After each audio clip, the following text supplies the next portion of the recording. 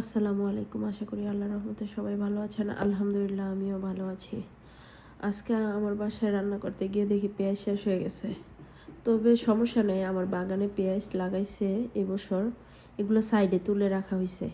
এখন দেখেন, আপনাদেরকে দেখাই কিভাবে পেঁয়াজগুলো সংগ্রহ করি।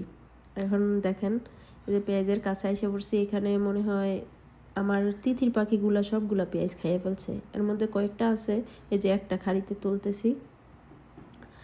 এরপরে আরও সামনে আপনার আরও আছে, ওইখানেও তিতির পাখি আক্রমণ করছে। তিতির পাখি পেঁয়াজ অনেক পছন্দ করে খায়, ওরা ঠুকরায় সবগুলা খাইয়ে ফেলে। এই দেখেন এখানে কতগুলো পেঁয়াজ আছে, এখান থেকে কয়েকটা নিয়ে নিব। নিতেছি, দেখেন এই যে এখানে কতগুলো পেঁয়াজ, এর মধ্যে কয়েকটা নিয়ে নিব। এগুলো না বাসায় নিয়ে গেলে কেন যেন পচে যায়, তাই মাটির সাথেই রেখে দিছি।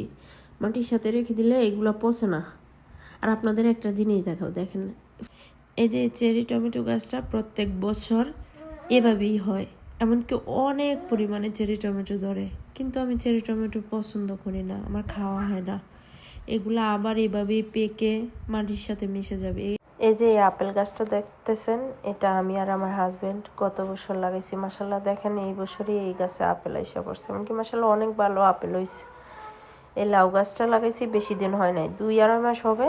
মাশাল্লাহ দেখেন কত বড় হয়ে গেছে, এমনকি লাউয়ের কড়িও আসছে।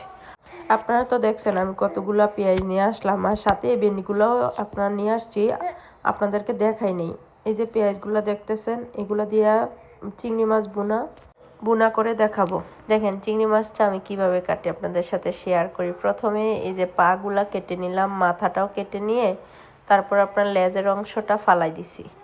এটা ফালাই দিয়ে আপনার এই যে এখন মাথার এই খোলসটা ফালাই দিয়া তারপরে এই যে দেখেন একটা ময়লা আছে মাথার ভিতরে, এটা ফালাই দিবেন। আর তারপরে আপনার কেচিটা নিয়ে এই যে মিডলে আপনারা পিঠটা কেটে নেবেন। এটার ভিতরে যে রগটা থাকে সহজে চলে আসে, দেখছেন এই যে দেখেন রগটা দেখছেন, এটা ফালাই দিবেন, তাহলে আর বালু লাগবে না চিংড়ি মাছ। আর যদি এভাবে পরিষ্কার করেন, খুব দ্রুত আপনারা চিংড়ি মাছটা পরিষ্কার করে ফেলতে পারবেন। পেঁয়াজগুলা কাটবো, এই যে পেঁয়াজগুলা কেটে নিচ্ছি। এখন কড়াইয়ে বসাই দিছি, কড়াইয়ের ভিতরে তেল দিলাম, একটু হলুদ, তারপর লবণ, এগুলা নেড়ে তারপরে এর মধ্যে চিংড়ি মাছগুলা দিয়ে দিব। চিংড়ি মাছগুলা আপনার একটু কালার ধরলেই আস্তে আস্তে করে এগুলাকে উঠাই ফেলবো। এই যে দেখছেন কি সুন্দর কালার আসছে, এখন উঠাই ফেলবো। বেশি চিংড়ি মাছ রান্না করলে রাবারি হয়ে যায়। দেখেন সবগুলা উঠাই ফেলছি। এখন একই তেলের মধ্যে আস্ত জিরে আর আমার বাগানের পেঁয়াজ দিয়ে এগুলাকে ভালো করে নেড়ে চেড়ে নিব। কষানো হয়ে গেলে আপনার চিংড়ি মাছগুলা দিয়ে দিব। এই যে আপনি দেখছেন চিংড়ি মাছগুলা দিয়ে দিছি। দিয়ে দেওয়ার পর ওই পাশের চুলার ভিতরে ভেন্ডির জন্য পেঁয়াজগুলা ভাজি করে নিতেছি। এখন ভেন্ডিগুলা দিয়ে দিছি।